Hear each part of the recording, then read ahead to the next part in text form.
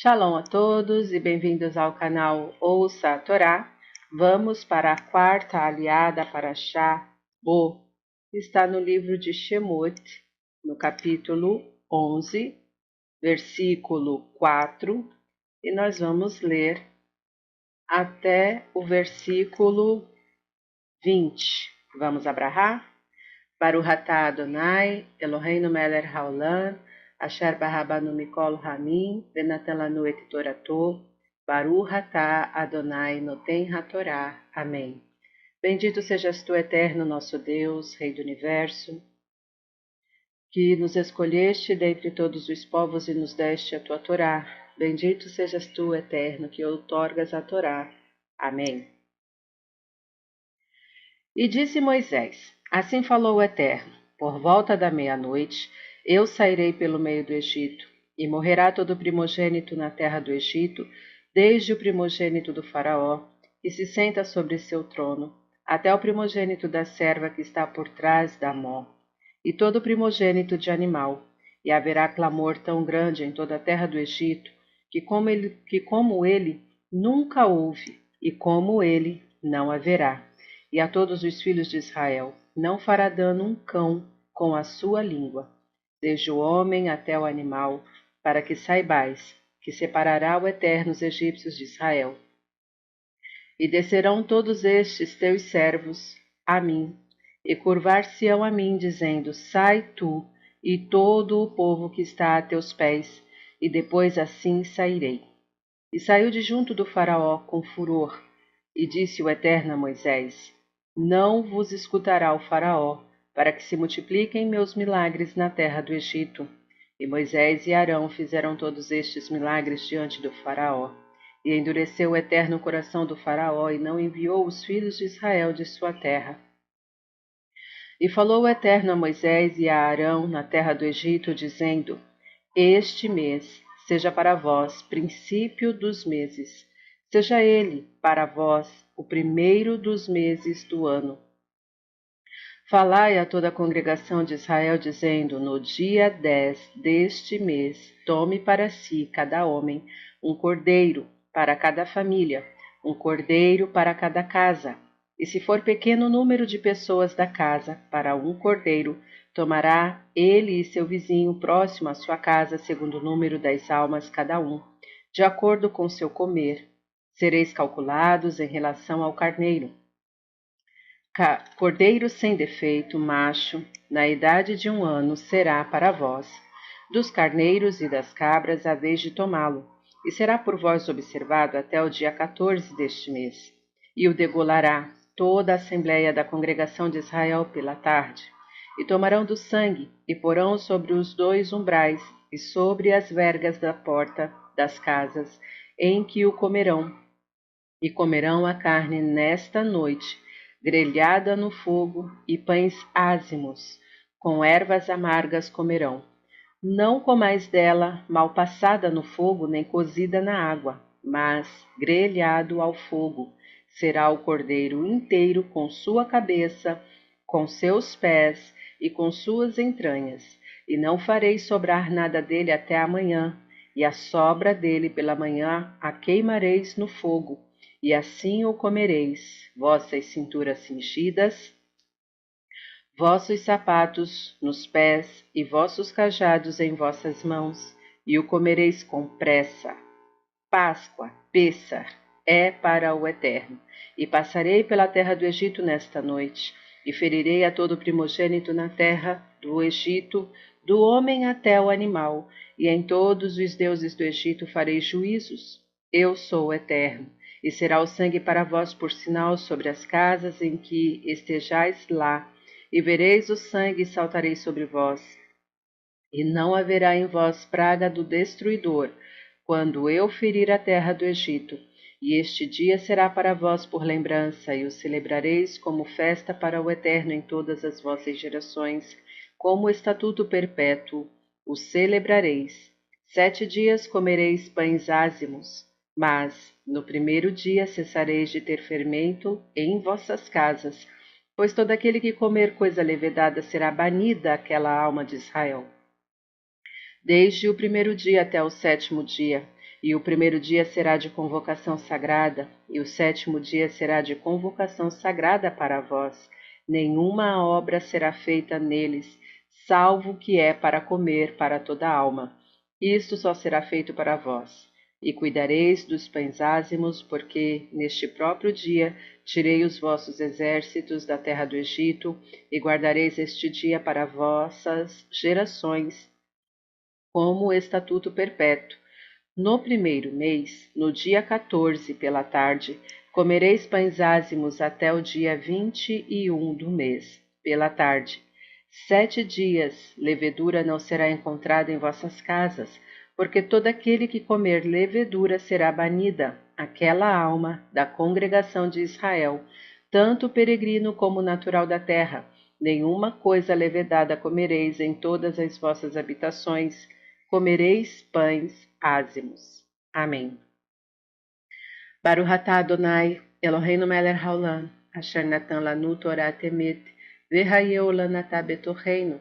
Baruch atah Adonai noten hatorá. Amém. Bendito sejas tu, eterno nosso Deus, Rei do Universo, que nos deste a Torá da verdade, e com ela a vida eterna plantaste em nós. Bendito sejas tu, eterno, que outorgas a Torá. Amém. Vamos então aos comentários dessa aliá. Versículo 4 do capítulo 11. E disse Moisés ao faraó, em resposta ao que ele disse no capítulo 10, versículo 28. Versículo 5. E morrerá todo primogênito. A 10ª e última praga consistiu na morte dos primogênitos egípcios sem distinção de categoria e do primogênito dos animais, alguns dos quais eram considerados sagrados. Assim, expiaram os egípcios o pecado de terem jogado os recém-nascidos dos hebreus no Nilo. Eis aqui, pois, como cada praga sofrida pelos egípcios teve sua origem nos maus tratos que os hebreus tiveram de suportar, confirmando assim, mais uma vez, a existência da justiça divina. Desde o primogênito do faraó que se senta sobre seu trono, ou seja, que te sucederá no trono, e não aquele que governa neste momento, até o primogênito da serva, todos, de todas as classes sociais sem distinção, nem imunidade para ninguém. E todo primogênito de animal. Os primogênitos de alguns animais eram os mais adorados pelos egípcios. Versículo 7. Desde o homem até o animal. Isso quer dizer que reinaria a tranquilidade absoluta entre os filhos de Israel. Versículo 10, ainda do capítulo 11. E não enviou os filhos de Israel de sua terra. A Torá nos relata a respeito dos últimos e terríveis golpes com que a dinastia egípcia de Ramsés II foi castigada antes de libertar o povo de Israel do jugo da escravidão. A sociologia moderna compara um povo inteiro a um indivíduo. O indivíduo que só pensa em si, que se torna egoísta, não respeitando a vida alheia, é capaz de causar as mais terríveis calamidades a si próprio. O mesmo acontece a um povo inteiro, quando só visa seus próprios interesses. Quando se deixa cegar por um chauvinismo extremo, a ponto de ameaçar a existência de seus vizinhos, este povo perde cedo ou tarde a sua cultura, o seu espírito, a sua raison d'être. A autofilia e a egolatria conduzem este povo a um patriotismo fanático, a um egocentrismo fatal. E pouco a pouco, o tormento da derrocada ameaça a sua existência física. 4.000 anos antes da Era Comum, o Egito já tinha alcançado o auge da cultura e da civilização, mas sua posição privilegiada corrompeu este grande povo e seu chauvinismo exorbitante foi a causa de suas desgraças e da sua decadência. E os nossos mestres perguntam admirados como explicar o fato de que um povo tão culto, tão civilizado, tão avançado em todos os campos da ciência, tenha sido capaz de escravizar barbaramente durante 2 séculos centenas de milhares de seres humanos? Os mesmos mestres que perguntam dão uma resposta bem plausível. Todas as dinastias egípcias ficaram iludidas, sim, deslumbradas pela sua grandeza material, considerando-se uma casta superior da humanidade, e foi este complexo de superioridade que causou atrocidades a estes escravos considerados seres inferiores.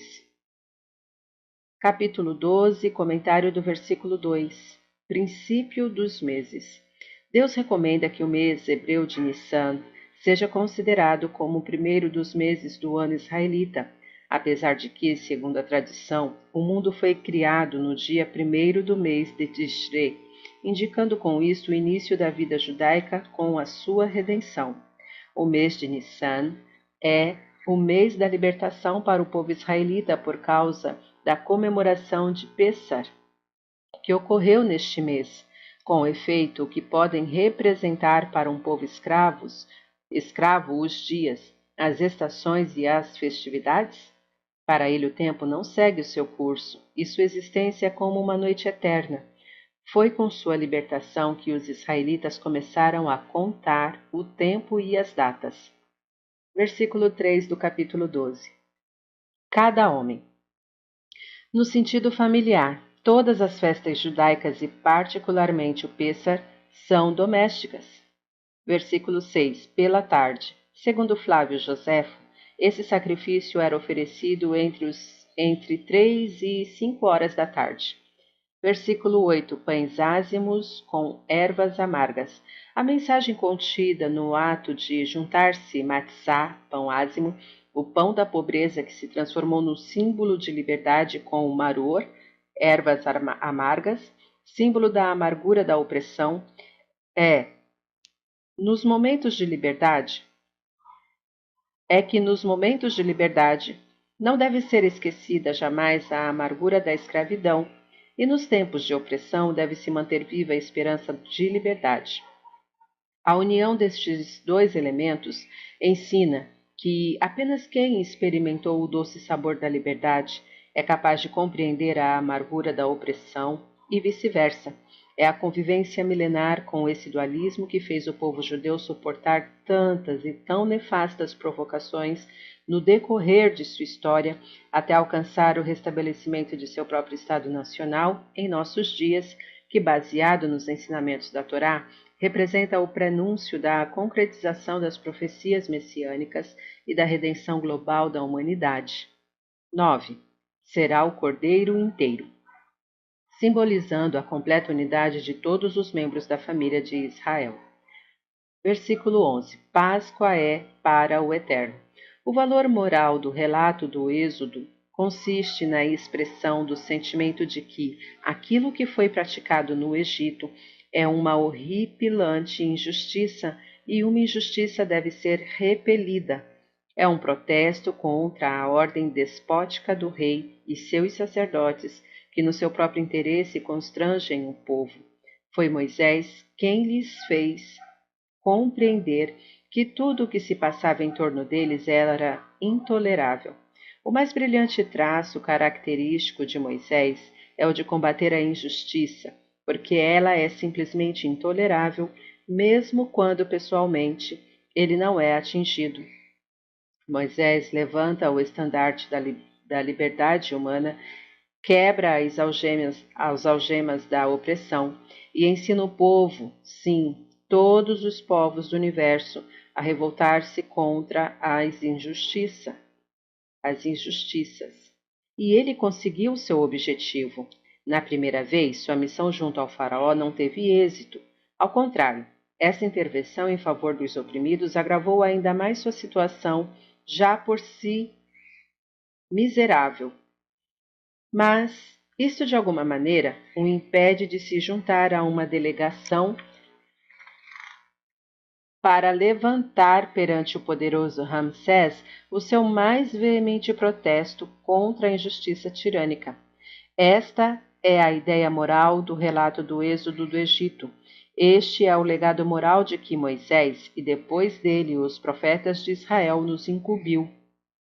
Repelir e combater, onde e quando houver a injustiça, lutar pela injustiça absoluta e propagar os ensinamentos da sincera confraternização entre os povos, pois só assim contribuiremos para que a tirania e a barbárie sejam radicalmente banidas da face da terra, para que a humanidade possa ir ao encontro de um futuro promissor. Versículo 12. Em todos os deuses do Egito farei juízos. O carneiro era um animal sagrado entre os egípcios.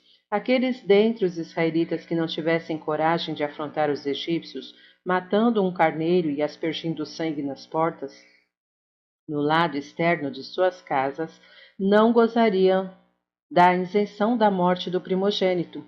Assim, desde os tempos bíblicos, os israelitas hebreus, judeu, é educado a ter a sinceridade e a coragem de proclamar publicamente sua crença e fé no Deus único. Na verdade, aquele que não consegue ser judeu em sua vida exterior, também não o será na intimidade do lar. Nada de ser homem em teus caminhos pela vida e judeu em teu lar. Isto é uma hipocrisia incompatível com a própria dignidade do judaísmo. Esta é uma doutrina moral e filosófica que procura ajudar o homem em suas relações com os seus vizinhos, bem como em sua vida interior, dando-lhe forças para enfrentar as adversidades que se abatem sobre os filhos de Israel. Versículo 16. Convocação sagrada. Antes que o calendário hebreu fosse elaborado pelo último chefe, Nassi, da religião na Palestina, chamado Hillel Asheni, aproximadamente 1700 anos atrás, os chefes do culto em Jerusalém fixavam as neumênias com o aparecimento da lua nova. Homens de confiança observavam a lua em determinados lugares de Jerusalém e, de acordo com o informe destes, o grande senado judaico, Sanhedrin, fixava os princípios dos meses e as festas. É por isso que em Jerusalém, onde a notícia da lua nova era publicada imediatamente, celebrava-se a festa no dia fixado. Porém, nas províncias onde a publicação do dia fixado pelas autoridades religiosas de Jerusalém não chegava a tempo, celebrava-se por precaução mais um primeiro e mais um sétimo dia. Se a festa de Pêssar era de 7 dias em Jerusalém, nas comunidades distantes a festa durava 8 dias. Este costume é praticado até hoje, e por isso temos um dia festivo a mais do que os habitantes de Israel. Na linguagem talmúdica, este dia acrescentado chama-se Yom Tov Sheni Shel Galuyot e mantém-se ainda hoje na diáspora para fortalecer os laços que nos unem à religião. Versículo 20. Levedada, pães ázimos. O conceito de levedura, hametz, tem um significado filosófico. O fermento simboliza defeitos pessoais, altivez e orgulho. Toda pessoa é obrigada a fazer um exame de consciência de seus atos e comportamento e eliminar da sua alma as más qualidades, o fermento que está dentro de si, até que não sobre nem um pouco. A matzá, pão ázimo, composta apenas de farinha e água, é sua antítese, simboliza a humildade que cada ser humano deve perseguir e adotar com um ideal de vida. Fim dos comentários. Está gostando do conteúdo do nosso canal? Então, deixe o seu like, curta, comenta, compartilha. Você ainda não é inscrito no nosso canal? Então se inscreve, ativa o sininho e receba todas as notificações. Shalom a todos!